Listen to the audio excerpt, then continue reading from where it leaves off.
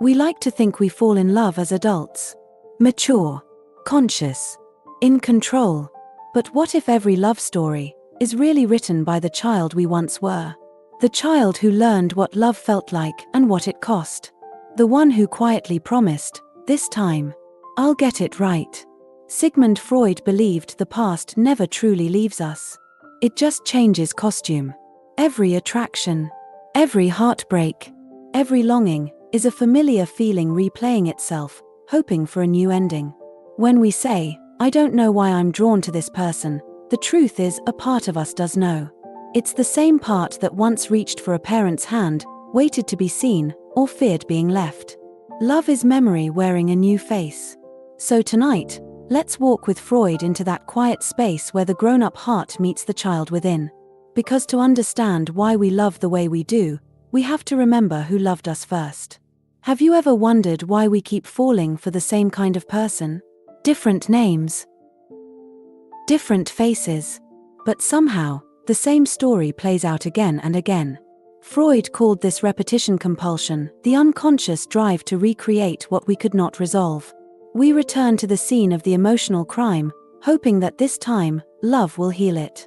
A person raised in coldness may chase warmth until exhaustion. Someone who grew up unseen may fall for anyone who looks back at them. And those who were smothered may crave distance, then ache for connection once it's gone. We repeat what hurt us, not because we enjoy pain, but because the soul is desperate for closure. Freud wrote that the unconscious knows nothing of time. To it, the past is eternal. So when we meet someone new, our heart doesn't only see them, it also sees the echo of who we once needed. That's why love can feel so instantly familiar. It's not always destiny. Sometimes, it's memory disguised as chemistry. Freud had a bold idea for his time. He believed what we call falling in love is often a form of transference, projecting old feelings onto new people. We fall for the person before us, hoping they'll heal the ache left by someone behind us. It isn't manipulation, it's the heart trying to finish an old story. As children, love was never just emotion. It was security. To lose it meant danger. So the child in us became a strategist, studying every tone, every silence, learning how to earn affection or avoid rejection. Years later, that same child still lives in our adult relationships. The words change, the pattern doesn't. We call it attraction. Freud called it the return of the repressed. Why do we repeat what we regret? Maybe you've said it too. "I know this isn't good for me, but I can't stay away." That tug-of-war isn't weakness. It's the unconscious trying to finish an unfinished story. Imagine a child who never felt safe, finally meeting someone who promises safety. The adult wants the present. The inner child wants redemption. But no partner can rewrite our childhood for us. They can only reflect where it still aches. And until we see that, we'll keep dancing the same dance, new partner, same steps. Freud believed every human carries two main forces: eros, the life instinct, our urge to bond and create, and thanatos, the death instinct, our pull toward self-destruction. Love sits exactly between them. One moment it heals. The next, it repeats the pain we never named. That's why love feels both sacred and maddening. We're drawn to it because it mirrors our deepest instinct, the wish to return to the first place we ever felt alive. And if that place held both tenderness and tension, our adult heart will chase both. Here's the paradox Freud uncovered: the heart doesn't seek what's good for it, it seeks what feels familiar. If chaos was our first version of love, peace might feel uncomfortable. If distance was safety, closeness might feel like a trap. That's not madness. It's conditioning. The nervous system learned early on what love feels like, and it keeps searching for that signal, even when it hurts. That's why someone gentle can feel boring, and someone unpredictable can feel magnetic. It's not chemistry, it's recognition. The body remembering an old rhythm. So maybe attraction isn't a spark between two strangers. Maybe it's a spark between our past and our potential. Freud believed that to break the spell of repetition, we must bring the unconscious into the light. To stop reliving, we must start remembering. It begins with one honest question: Who does this person remind me of? Not in looks, in feeling. Do they make you feel small, unseen, responsible, adored, terrified? Those sensations are the breadcrumbs of your history. Follow them, and you'll find the child behind your choices. Once awareness enters, repetition becomes revelation. We start to see that every partner was a mirror, every heartbreak a message. The cold ones taught us to warm ourselves. The distant ones taught us to reach inward. The controlling ones taught us how to reclaim our power. Freud called this sublimation, turning pain into understanding, instinct into art. When we make meaning of our patterns, we stop being their prisoner. So far, Freud has shown us why we repeat love's old stories. But he never fully explained how those stories begin, what builds the blueprint in the first place. That answer came later, from a man named John Bowlby. He discovered that our hearts are wired in childhood to recognize love through safety or through fear. In the next chapter, we'll look at those blueprints, the unseen, the controlled, and the adored, 3 emotional imprints that still write the way we love. If this is opening something inside you, if you're beginning to see yourself in these words, don't forget to like and subscribe. It helps me keep bringing you stories that understand the language of the heart. We learn how to love long before we ever fall in love. Not in candlelight or promises, but in the way someone looked at us when we cried, the tone that answered our needs, the warmth or the distance we grew up with. Freud believed those early experiences form a secret map inside the mind. They teach us what connection feels like, how safety sounds, and what we must do to be loved. Every relationship that follows becomes a path drawn over that first terrain. We think we're choosing freely, but most of the time we are tracing old lines, recreating the emotional climate of childhood. For some, that climate was cold. The unseen child learned to work for attention, to shine brighter, to please harder, to do whatever it took to finally be noticed. As adults, they still carry that invisible hunger, a quiet fear that love will disappear unless they prove their worth. Compliments feel like oxygen. Silence feels like rejection. So they chase validation, mistaking it for love. Others grew up under control, where affection came with conditions, where closeness was tangled with rules or criticism. They learned that to stay safe, they had to stay independent. Freedom became survival. As adults, they crave connection but fear being trapped. They build walls disguised as boundaries, and when someone gets too close, they pull away, not because they don't care, but because part of them remembers the cost of being controlled. And then there are those who were adored, the ones who felt special, worshipped even, until the love that lifted them suddenly vanished. That intensity became their measure of love. Ordinary affection feels dull. They long for the high again, the spark, the rush, the all-consuming passion, and they live in quiet fear of losing it. Their hearts swing between euphoria and anxiety, always chasing the feeling of being chosen above all else. Freud would see each of these as a fixation, a place where development paused because a need went unmet. The child learned, this is what love means. The adult keeps returning there, trying to complete what was unfinished. It isn't conscious, it's a current beneath awareness, pulling us toward what feels familiar. He called this the pleasure principle, our drive to seek what once soothed us, even if it no longer serves us. The mind doesn't distinguish between pleasure and familiarity. It only remembers relief. So we find ourselves drawn to the same dynamics, the same emotional temperature, the same melody that once meant home. If warmth once came after effort, we equate struggle with worth. If affection came with control, we confuse intensity with care. If love once felt like worship, we mistake calm for disinterest. And when a person appears who fits the rhythm of our earliest bonds, something inside us stirs. We call it chemistry. But often, it's recognition, a meeting between the present and the past. Freud described this as transference. We transfer the feelings, fears, and desires from childhood onto the people who now hold our hearts. The partner becomes a canvas for unfinished emotions. We don't just see them, we see through them, the reflection of an old story still unfolding. That's why love can awaken such intensity. It's never only about who stands before us, it's also about who stands behind them in our memory. Every I love you carries echoes of the first I need you. When the unseen child falls in love, they crave constant reassurance.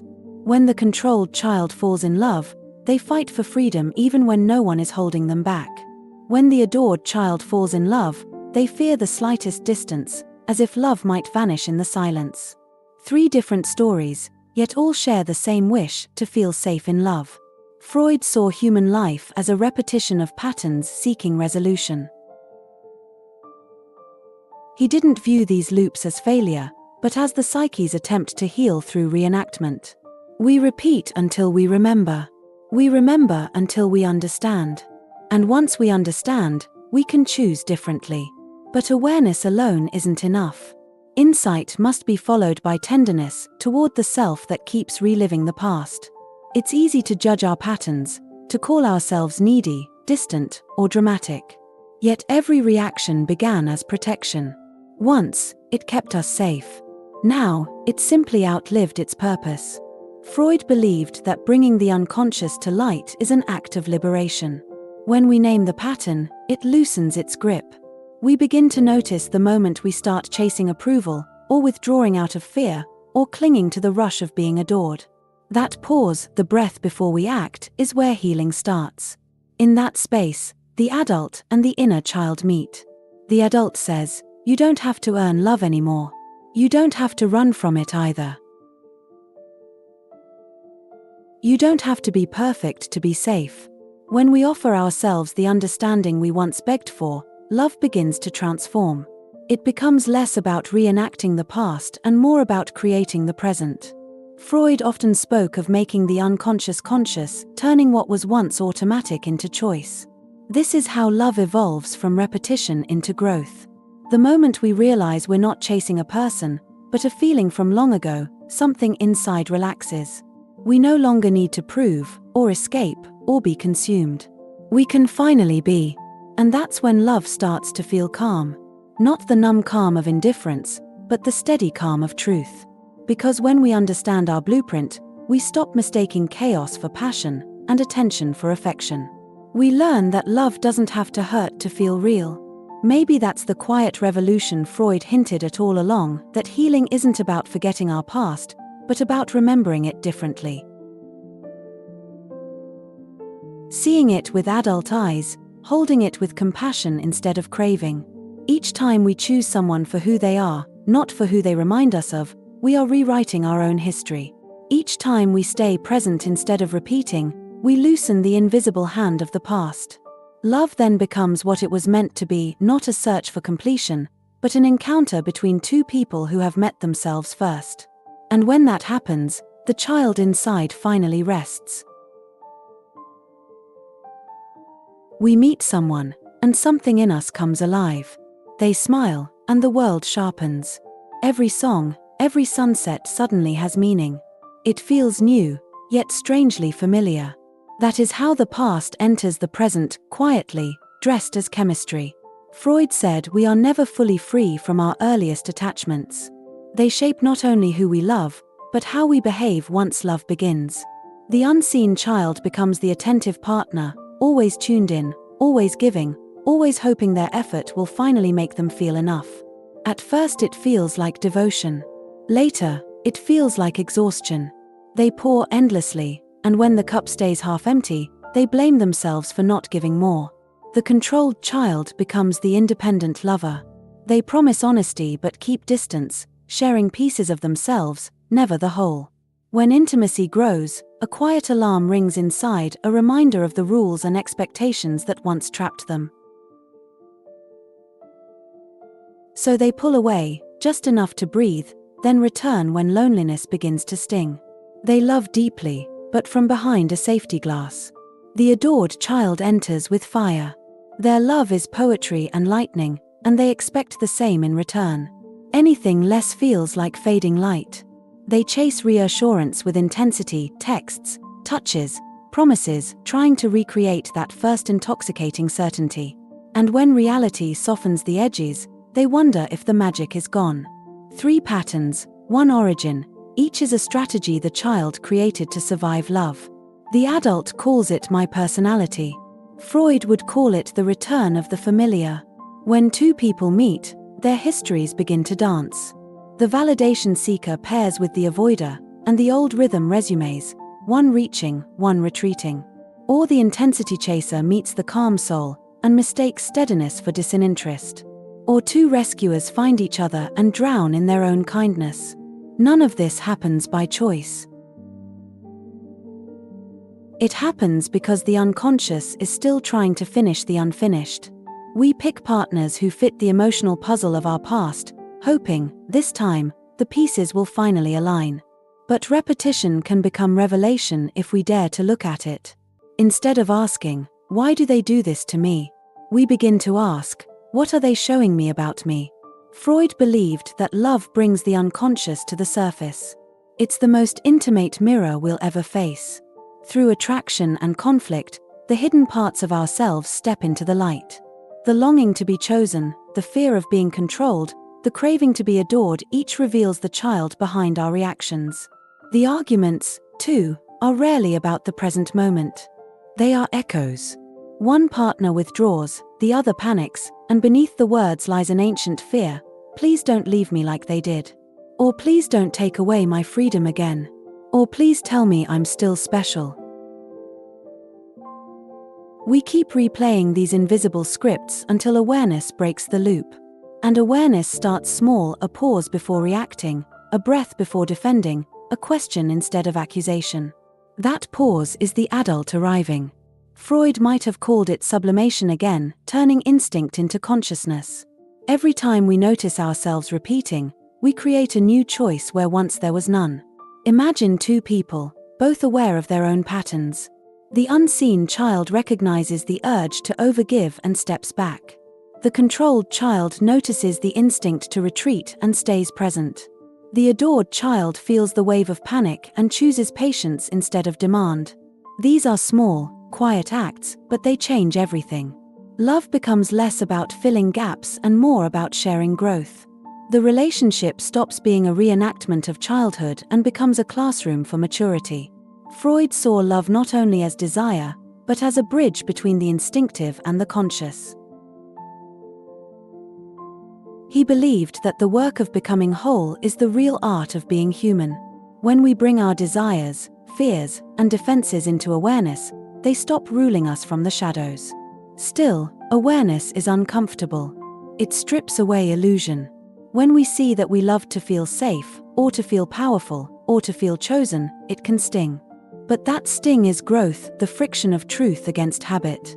We start realizing that love isn't supposed to save us from ourselves. It's supposed to show us ourselves. Each relationship, even the painful ones, is a mirror revealing how far we've come from the child we once were. And sometimes, healing doesn't happen together. One person awakens, the other keeps repeating. Freud wrote that the psyche resists change, it prefers familiar suffering to unfamiliar peace. That's why some stories end not from lack of love, but from lack of awareness. Walking away can be the most loving act when staying means shrinking. It's the moment the adult in us chooses reality over repetition.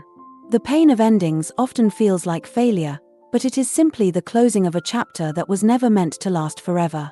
Freud believed all human behavior is driven by the tension between eros and thanatos, the instinct to create and the instinct to destroy. Love sits at the border of both. It can renew or it can repeat. The direction depends on whether we are awake to ourselves. When we are not aware, eros and thanatos fight inside us, one part building, the other breaking. When we become aware, they begin to cooperate. Desire turns into growth, and passion into creation. That's when relationships feel less like battles and more like journeys. We stop asking love to erase our pain and start letting it teach us what peace feels like. Freud's vision of healing was simple but profound: to turn unconscious suffering into conscious understanding. That transformation doesn't happen in a therapist's office alone. It happens in every argument we handle with compassion, in every moment we choose honesty over defense, in every silence we allow instead of filling it with fear. The blueprint never fully disappears. The unseen child, the controlled child, the adored child, they remain part of us. But they no longer run the show. They become voices we can listen to and comfort, instead of instincts that drive us blindly. When two adults meet from that place of awareness, something extraordinary happens. Love becomes less about possession and more about partnership. Less about need, more about nurture. It stops echoing the past and starts creating the future. Freud might have called this the triumph of Eros, the life force choosing connection over compulsion. Not the fairy tale kind of love, but the grounded, conscious kind that says, I see your history, and I will walk beside it, not repeat it. And in that quiet maturity, something beautiful unfolds. The child inside feels safe enough to rest, and the adult finally learns how to love without fear, without proving, without pretending. Because in the end, love is not just what we feel for another person. It's what we are willing to understand about ourselves through them. There comes a moment in every journey when the search turns inward. When the questions we once asked of others, do you love me? Will you stay? Am I enough? Begin to change shape. They soften into something quieter. Can I love myself when no one is watching? Can I stay with my own feelings? Can I be enough for me? Freud believed that healing begins when desire turns toward understanding. When we stop chasing satisfaction outside and begin exploring the landscapes within. He never promised peace, he promised truth, and truth, he said, is what sets the unconscious free. For so long, love was our language of hope. We looked to others to complete sentences we couldn't finish alone. But the more we repeat the same story, the more we realize, no one else can rewrite our childhood. No one else can give us back what we lost. They can only show us where the wound still lives. That realization isn't the end of romance, it's the beginning of real intimacy. Because once we stop asking someone to be our healer, we start meeting them as an equal. The pressure lifts. Love becomes lighter, truer, calmer. Freud called this process making the unconscious conscious. It sounds clinical, but it's deeply human. It means shining light on the parts of ourselves we used to hide, the jealousy, the fear, the longing, the pride, and treating them not as enemies, but as pieces of our story. We can't love someone fully while disowning parts of ourselves. The same compassion we crave from others must first be offered inward. When we do that, relationships change in quiet ways. Arguments turn into conversations. Silences feel safe instead of threatening. Apologies come faster, forgiveness feels possible. We begin to see our partners not as characters in our old script, but as travelers beside us, each carrying their own past, each learning how to love without losing themselves. Freud often said that love and work are the cornerstones of human life. Maybe by work he didn't only mean a job, but the inner work of becoming conscious, the slow, tender labor of turning chaos into understanding. Every moment of awareness is a small victory of Eros over Thanatos, life over repetition. We still feel the pull of old habits, but now we have a choice. Choice is what transforms fate into freedom. And freedom in love doesn't mean detachment. It means presence, being able to stay with what is real, even when it's imperfect. It means allowing another person to be human, to disappoint us sometimes, without collapsing into fear or control. It means seeing love not as rescue, but as resonance. Perhaps that is the maturity Freud envisioned, not the fairy tale ending, but the honest beginning. A love that doesn't erase history, but embraces it. A love that says, I understand why I once needed you to fill my emptiness, but now I choose you simply to share my fullness. When we reach this place, the patterns that once ruled us lose their power. The unseen child no longer begs to be noticed, they are visible in their own eyes. The controlled child no longer fears closeness, they can open the door and still feel free. The adored child no longer needs constant proof, they have learned that love doesn't fade when the music stops. The inner world becomes quieter. What used to feel like destiny now feels like understanding. We can look back on the old stories, the heartbreaks, the mistakes, and instead of shame, feel gratitude. Every repetition was a message trying to be heard. Every loss was a teacher disguised as pain. Freud's ideas were never about perfection, they were about awareness. He knew the human heart is both fragile and fearless, always yearning, always learning. He saw that love is not a cure for the soul, it's the mirror that reveals it. When we finally stand in that mirror without flinching, something sacred happens. The past no longer drives us, it informs us. The child inside isn't erased, it's embraced. And the adult that emerges can love with open eyes and steady hands. Maybe that's the quiet miracle of consciousness, not that it erases pain, but that it turns pain into wisdom. The same patterns that once chained us become bridges to understanding others. The empathy we gain through self-awareness makes love gentler, more forgiving, more real. You start to see that everyone is carrying their own child inside. The one who hides behind pride, the one who jokes to avoid being seen, the one who gives too much, the one who runs before they're left. And when you recognize that, judgment fades. Compassion takes its place. Freud might smile at that. Because awareness was always his ultimate goal, not happiness, but honesty. To live awake, even when it hurts. To see clearly, even when the truth stings. From that clarity, a deeper peace grows, the peace of self-knowledge. Love built on that kind of honesty no longer burns out, it matures. It survives change, because it's rooted in truth. It becomes a partnership between two evolving souls instead of two wounded children. And that kind of love, quiet and conscious, has its own beauty, less fireworks, more sunrise.